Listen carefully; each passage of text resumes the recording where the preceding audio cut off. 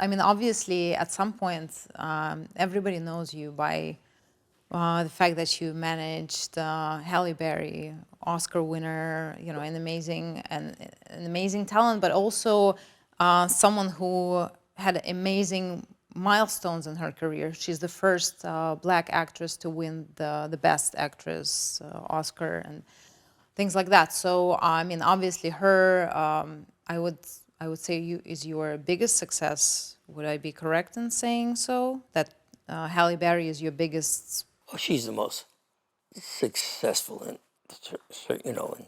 that worldwide notice, yeah.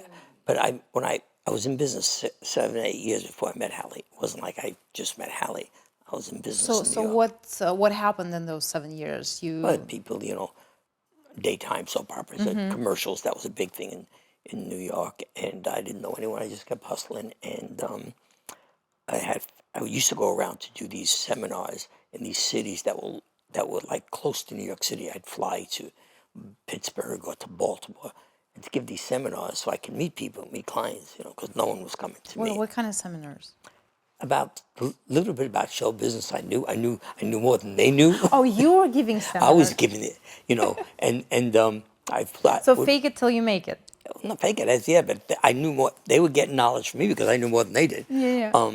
Now, before the internet, now everybody knows everything all over, But I went to Pittsburgh. I just would look at the films and see who was casting in certain areas, and there was this woman out of Pittsburgh named Donna Belijack. She believes she still cast, but she was casting these films. So I called up one day and said, "Hey, can I come there?" And I'm a manager, and I get me some people there, and we'll talk about the business, show business in New York and California.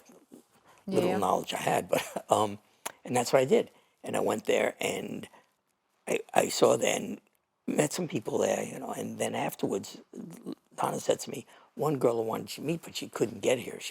But she's coming now. It was after it was over, and she said to me, "Oh, you going back now?" I said, "Yes." She goes, "I'll drive to the airport."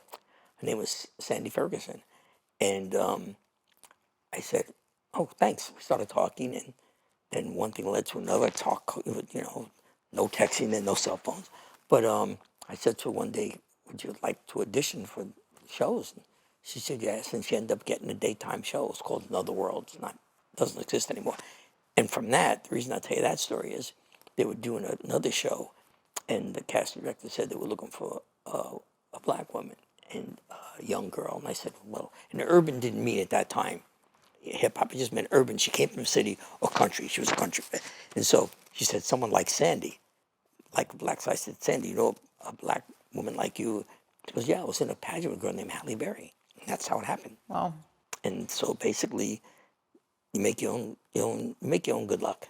You have to be very lucky, and that's basically it. But if I had stayed in the basement doing nothing, then I wouldn't have taken this first step to go to do these seminars I gave. Yeah. And then I would have met Sandy, and then I would have met Halle. And there are certain people you meet in your life, change my life, change her life, and also change people with me.